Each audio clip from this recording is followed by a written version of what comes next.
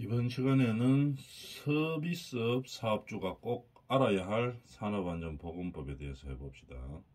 서비스업에 우리가 대표적이라고 하면은 우리가 식당 같은 거, 식당에 종사하는 근로자들 이런 경우를 말할 수 있겠죠. 이런 서비스업에 사업주가 꼭 알아야 할 산업안전보건법이 어떤 것들이 있는지 우리가 한번 알아봅시다. 서비스업에 사업주가 꼭 알아야 할 산업안전보건법. 자, 우리가 서비스업 안전보건 관리 10개명 이렇게 되어있죠. 서비스업 안전보건 관리 10개명이 어떤 게 있나 한번 봅시다. 첫 번째, 물이나 기름이 있는 장소에서, 이거 아주 위험하겠죠. 우리가 물이나 기름이 있는 장소에서 작업 시에 작업을 하는 경우가 많죠. 이 서비스업을 하다 보면 식당 같은 데도 어떻게 됩니까? 기름이 튀기는 경우가 많죠. 주방 같은데. 그래서 물도 미끄럽죠. 바닥이 미끄럽습니다. 근데 기름은 훨씬 더 미끄럽죠. 그래서 물이라든지 기름이 있는 장소에서 작업해야 되는 경우가 있는 서비스업들이 많이 있습니다. 이럴 때는 반드시 뭘 해야 되느냐? 미끄럼 방지 신발 착용시켜야 되는 겁니다. 착용. 이게 첫 번째로 나와 있네요. 그만큼 미끄럼 사고가 많이 난다는 얘기겠죠. 어디서? 물이나 기름이 있는 장소입니다. 거기서 작업할 때는 반드시 미끄럼 방지 신발을 착용하고 해야 되는 거죠. 두 번째, 높은 장소에서 작업할 때 어떻게 됩니까? 위에 우리 생각해보면 알겠죠. 높은 장소에서 할 때는 반드시 뭐 해야 됩니까? 안전모를 착용해야 되고, 중요한 거 안전대를 착용해야 되죠. 안전모하고 안전대를 안전고리 높이가 많이 높다든지 이러면 안전고리도 걸죠. 안전대를 착용하고 반드시 뭡니까? 2인 1조 작업을 실시해야 된다는 얘기겠죠. 서비스업을 하다 보면 우리가 높은 장소에서 하는 경우도 많이 있죠. 이 일을. 그럴 때는 안전모를 반드시 쓰고 안전대를 착용하고 일을 해야 된다. 이런 얘기입니다. 2인 1조 작업을 실시해야 된다는 얘기입니다. 그 다음에 무거운 물건은 사람이 들고 가는 게 아니고 이동대차. 이동대차 뭔지 알죠? 옮기는 차를 말하는 겁니다. 우리 식당에도 보면 이동대차 있죠. 뜨거운 거, 국 같은 거 옮길 때 사람이 들고 가면 잘못하면 위험하죠. 넘어진다든지 이러면은 근로자도 위험하고 이 손님도 위험합니다.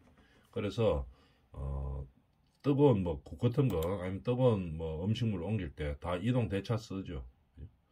그래서 무거운 물건을 쓸 때는 전부 이동대차를 사용해야 된다는 얘기입니다. 이동대차 그림으로 한번 잠깐 볼까요?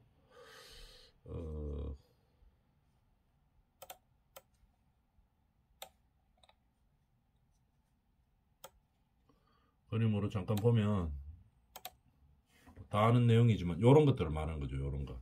이런 것들이 다 이동대차를 말하는 겁니다. 산업용 2단짜리도 있고 1단짜리도 있죠. 3단짜리도 있고 그거는 근로 현장에서 필요한 거를 쓰는 거고 이런 걸 갖다가 이동대차라고 이야기합니다. 무거운 물건은 이동대차 또는 그런 이동대차가 없이 갑자기 해야 된다 이러면 그래도 최소한 2인 1조로 운반을 해야 된다는 얘기입니다. 서비스업을 할 때. 그 다음에 이륜차 운전자는 승차용 안전모 오토바이를 가지고 이제 서비스업 하는 사람들 말하는 거죠. 이 많죠. 우리 요즘 하는 배달, 그죠? 퀵 서비스 이런 사람들 말하는 거죠. 이럴 때 승차용 안전모 반드시 사용해야 되고 이륜차의 제동장치 등을 어떻게 되는? 제동장치 중요하죠. 제동장치 등을 어떻게 점검하고 교통법규를 준수해야 되겠죠. 이륜차 운전자는. 서비스업 안전보건 10개명입니다. 그죠? 이렇게 이륜차를 할 때는 안전모 미착용해가지고 산업재해가 발생하는 경우가 많이 있죠. 그래서 반드시 안전모를 사용하고 그 다음에 제동장치는 반드시 점검해야 된다는 얘기입니다. 그 다음에 뜨거운 음식 등은 아까도 나왔었죠. 아까 그림에서 본 것처럼 식당에서도 많이 사용하죠. 뜨거운 음식을 할 때 뭐로 옮깁니까? 이동 대차로 운반합니다. 그 다음에 화상방지 장갑. 화상방지 장갑을 착용해야 되겠죠. 근데 식당에서 이동 대차는 요즘 많이 쓰는데 이 화상방지 장갑 이거 잘 끼지는 안 하죠. 그래도 우리가 유사시를 대비해 가지고 항상 화상방지 장갑을 착용해야 된다는 얘기입니다. 그 다음에 화기, 우리가 숯 같은 거 있죠, 그죠? 우리 고깃집에 가면 서비스 할 때 고깃집 같은 데 가면 장작으로 이거 숯 떼죠. 숯 떼고 이렇게 할 때 화기를 사용하는 장소에서는 반드시 뭐가 있어야 됩니까?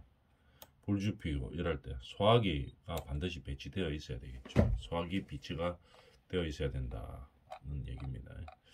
그 다음에 외부인에 의한 수리 점검 작업 시 외부인이 수리 점검 작업을 했을 때는 어떻게 해야 됩니까?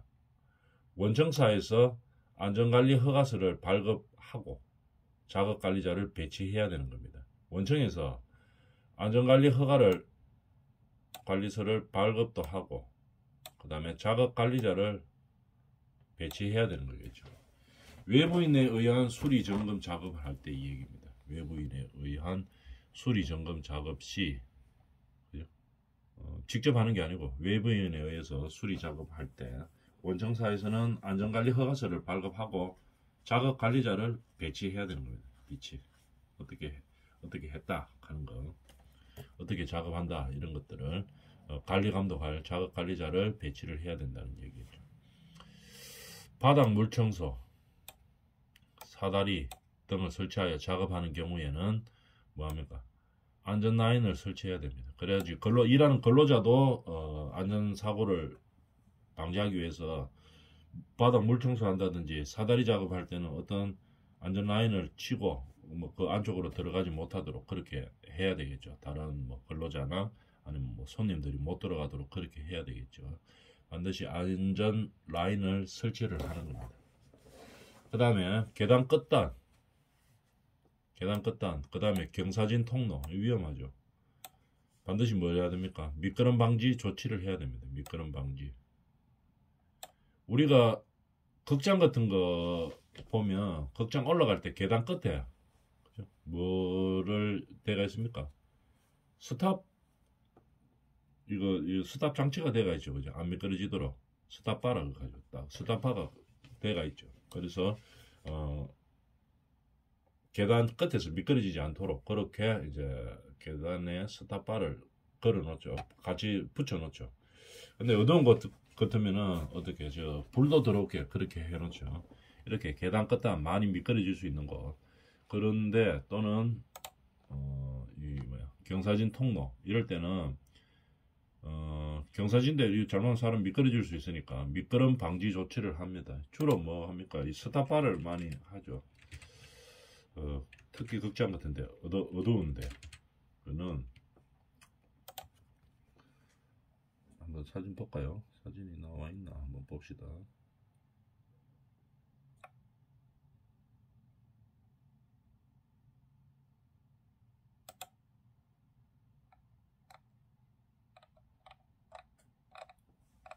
미끄럼 방지.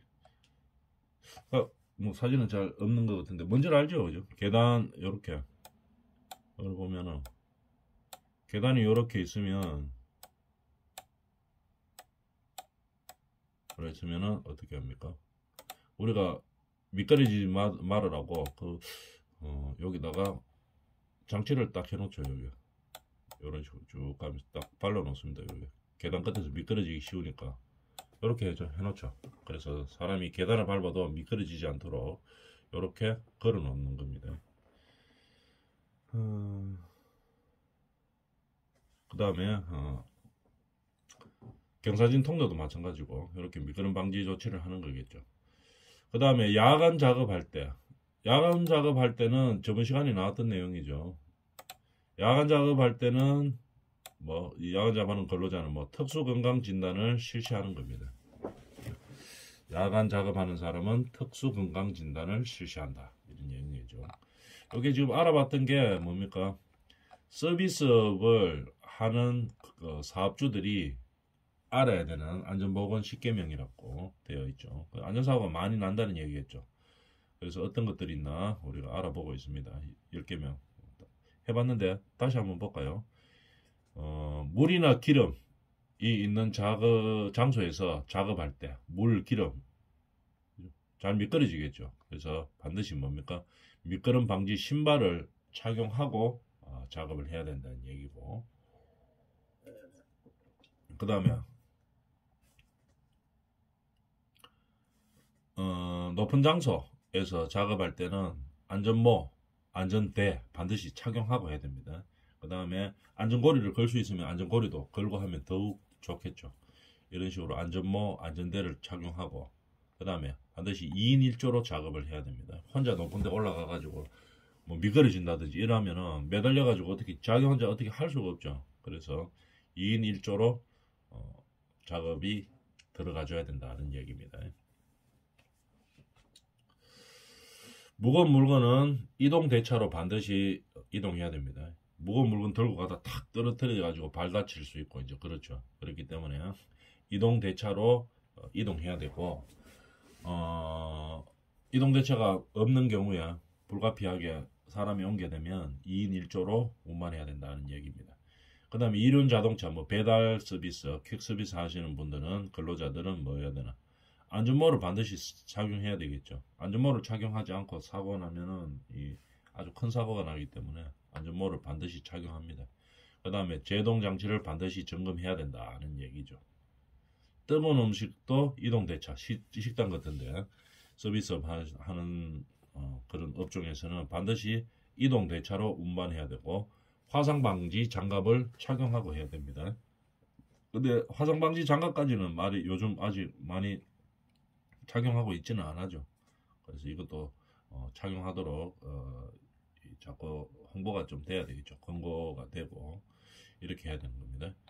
그 다음에 화기를 사용하는 장소에는 반드시 소화기 비치, 당연한 얘기겠죠. 소화기 비치.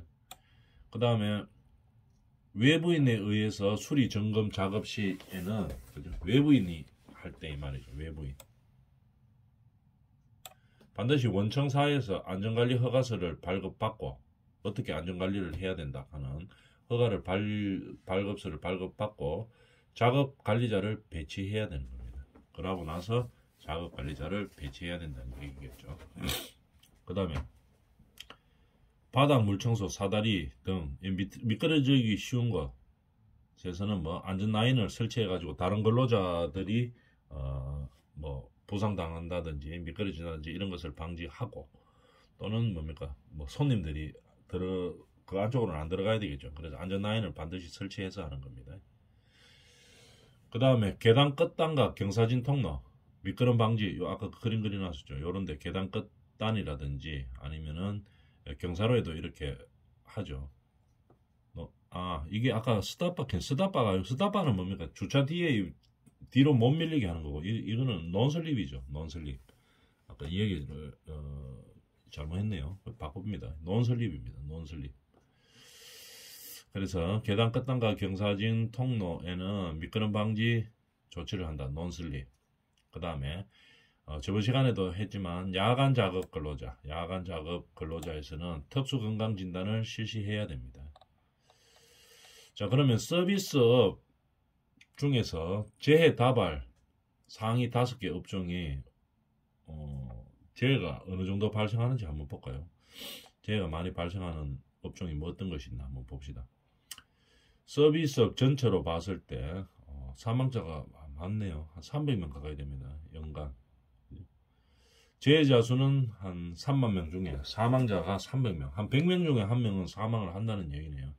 사망률이 뭐 건축이나 제조업 비해서는 좀 낮지만 그래도 서비스업도 이 사망자 수가 좀 많이 발생하는 겁니다. 어떤 데서 많이 발생하나 한번 봅시다. 기타의 각종 사업이니까 요거는 이제 요거 말고 나머지를 전부 다를 말하는 거니까 요 4개를 한번 봅시다. 제일 많이 하는 게 도소매 및 소비자 용품 수리업. 이 수리업이 소비자용품 수리할 때 재해가 많이 발생하네요. 약 한 뭐 6천 건 가까이 이렇게 발생합니다. 그 다음에 그 중에서 한 100분의 1 정도네요. 비율이 한 100대 1 정도 되네요. 여기에 사망자 수가 발생하는 겁니다. 도소매 및 소비자용품 수리업. 이 도소매를 하면서도 이 사망자가 좀 많이 발생하네요. 수리업, 특히 수리업. 이게 수리하면서 이제 뭐 예를 들어 뭐 기계가 크다든지 뭐 이런 게 수리하는 것도 있을 수가 있겠죠. 이런 거에서 큰다든지 아니면 중량물이라든지 이런 거 하면서 이제 사망 사고가 많이 발생하게 되겠죠. 그래서 상을 보면 도소매 및 소비자용품 수리업이 한 이 정도로 발생합니다. 그 다음에 건물 등의 종합관리 사업, 종합관리 사업에 건물 등 건축물 종합관리하는 그런 업종들이 있죠. 재해자 수도 한 3,600명 되고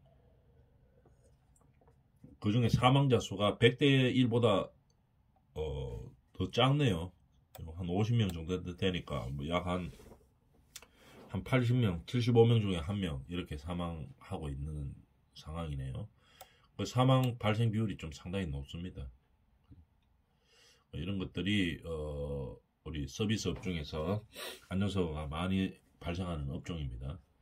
그 다음에 보건 및 사회복지 한 3,000건 가까이 발생하고 재해자 수가 보건, 사회복지도 많이 납니다. 그 중에 사망도 10명 정도. 이건 사망 비율은 조금 낮은 편이네요. 다른 업종에 비해서. 이렇게 하고 그 다음에 위생 및 유사 서비스, 위생, 유사 서비스 이런 거 할 때도 어떻게 사망자 수가 좀 많이 발생하네요. 2,000건 정도 발생하고 한 34명 정도 되니까 100대 1이 넘어가는 거죠. 이거는 약 150대 1도 넘어가네요. 그래서 사망 건수가 좀 많은 편입니다. 위생 및 유사 서비스, 위생 쪽에서 많이 발생하죠. 우리가 뭐 하수 관리를 한다든지 뭐 이런 거, 관리업들 중에서 뭐 정화조 관리, 하수 관리 이런 거 다 서비스업이죠. 그런 데서 이제 사고 발생이 많이 납니다. 재해자 수. 그 다음에 또 그런 것에서는 재해가 발생하면서 사망 사고도 좀 많이 발생하고 그래서 좀 위험한 업종들이죠. 자, 우리가 서비스업 중에서 안전사고가 많이 발생하는 업종에 대해서 상위 랭킹을 알아봤습니다. 제일 많이 발생하는 게 도소매 및 소비자용품 수리업이 제일 많이 발생하고 그 다음에 건물 등의 종합관리, 종합관리업, 건물 관리하다 보면 좀 뭐 높은 곳에서 뭐 어떻게 관리해야 되는 일들도 많이 있죠. 그러다 보니까 재해도 많이 발생하고 사망도 많이 발생하는 겁니다. 그 다음에 보건 및 사회복지 여기서도 많이 발생하네요.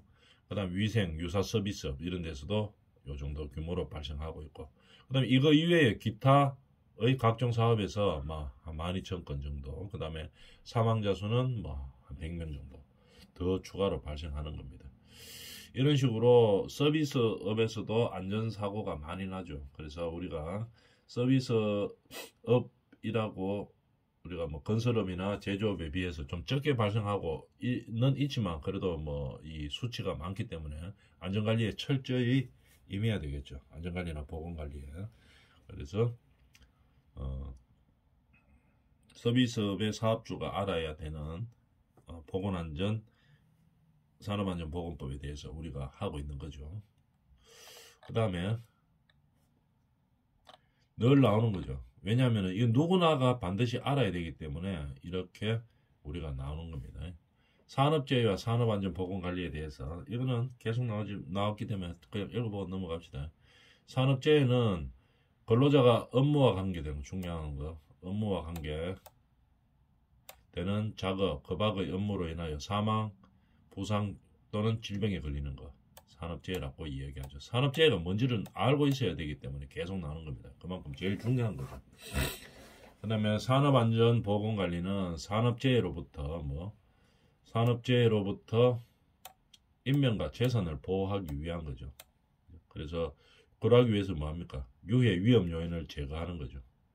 유해 위험 요인을 제거하고 그 다음에 재해 및 직업병 예방하는 거죠. 근로자가 안전하고 쾌적한 환경에서 일할 수 있도록 누가 하는 겁니까? 기업에서 관리하는 거. 이만큼 앞전에 단언마다 나오죠. 그래서 이만큼 중요하다는 얘기입니다. 이런 내용이고. 그러면 사업주가 산업안전보건법상 지켜야 할 사항을 준수하지 않은 경우는 그 중요한 상황에 따라서 그 내용에 따라서 법령에 따라 형사처벌도 됩니다. 그 다음에 과태료로 받을 수 있고 이렇게 법령에 딱 정해져가 있죠. 그래서 반드시 지켜야 되는 겁니다. 그 다음에 건강진단 우리가 계속 나오고 있는 거죠. 서비스업에서는 어떻게 되나 한번 봅시다. 안전보건 교육을 실시해야 되는데 그 규모가 어떻게 되나가 중요하죠. 이 내용은 똑같습니다. 정기 교육을 받아야 되고 그 다음에 채용시 교육 받아야 되고 작업 내용 변경 시 그 다음에 특별 교육 받아야 되는 상황 이 안에 시간하고 이 규정은 똑같은데 중요한 것은 뭡니까? 누가 받아야 되느냐 규모가 어떻게 되느냐 이걸 아는 게 중요하죠. 서비스업에서는 상시 근로자 상시입니다. 상시 근로자 50인 미만의 도매업과 숙박 및 음식점은 해당되는 겁니다. 해당되긴 되는데 어떻게 되느냐. 교육과정별 교육시간의 2분의 1 이상 실시입니다. 2분의 1 이상. 좀 작은 규모죠. 상시 근로자 50인 미만의 도매업. 그러면은 도매업 중에서 이 정도 규모 같으면 이게 좀 작은 거죠. 작은 규모.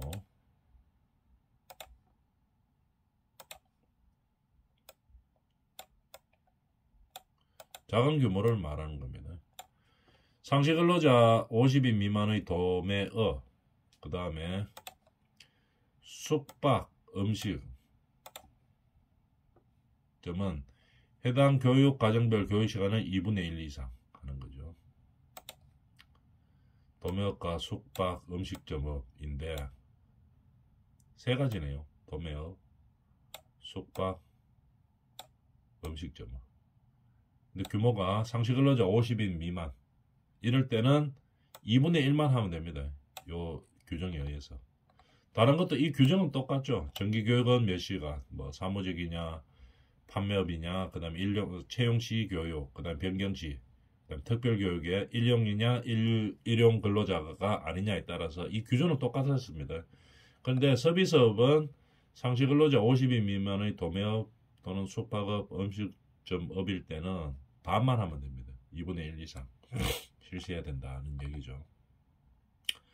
그 다음에 근로자 작업 환경 측정 및 근로자 건강 진단 이것도 계속 나오죠. 그래서 서비스업 중에서 해당되는 것들이 있겠죠. 서비스업에서 우리가 제일 해당되는 게 뭐겠습니까? 이거죠. 야간 작업. 다른 것들은 물론 뭐 서비스업에도 조금 있기는 있겠지만 특수한 경우에도 그렇게 많지는 않아죠. 근로자의 건강 장애 예방을 위해서 건강 진단을 해야 되는 경우 서비스업에서 주로 우리가 조심해야 될 것이 서비스업은 야간 작업하는 게 좀 많이 있죠. 야간 작업할 때는 뭐 아트파트 경비원이라든지 편의점 판매업, 요양보호사 이런 야간 작업할 때는 어떻게 됩니까? 배치 전에 한번 합니다. 그죠? 배치 전에도 해야 됩니다. 그래야지 야간 작업하면서 어떤 문제가 있었는지를 알게 되니까. 그 다음에 배치 후에는 어떻게 됩니까? 첫 번째는 6개월 이내에 하고 그 후는 12개월마다 하면 되는 겁니다. 이렇게 야간 작업일 때 서비스업 종사자들에게 이런 건강 진단을 받아야 된다는 얘기죠. 나머지 것들은 뭐 앞에 거하고 똑같습니다. 뭐 이 내용이 똑같지만 그래도 작업 환경 측정, 유해 인자가 근로자에게 얼마나 노출되었는지를 주기적으로 측정하는 거죠. 그걸 갖다 작업 환경 측정이라고 이야기합니다. 우리 이 과목도 따로 별개로 되어 있을 만큼 중요한 거죠. 작업 환경 측정 어떻게 하는지. 다음 학기에 우리가 배우죠. 이런 식으로 작업 환경 측정이 그만큼 중요하죠. 이 환경이 근로자에게 어떤 영향을 건강상에 영향을 미치는지 우리가 측정하는 거겠죠. 그 다음에 일반 건강진단 모든 근로자가 해야 되고, 특수 건강진단은 뭡니까? 대상이 따로 있죠. 대상. 특수 건강진단 대상이 있습니다. 업종 따라. 그럴 때 해줘야 되는 거고, 배치 전 건강진단은 어떻게? 유해인자에 노출되는 업무에 배치될 예정이죠. 예정인 근로자입니다. 유해인자에 노출될 예정인 근로자가 배치 전에 해야 됩니다. 그래야지 이 업무를 함으로써 건강이 어느 정도 나빠졌는지 아니면 유지가 되는지 그거를 파악할 수 있기 때문에 배치 전에 하는 거죠. 자, 여기까지 합니다.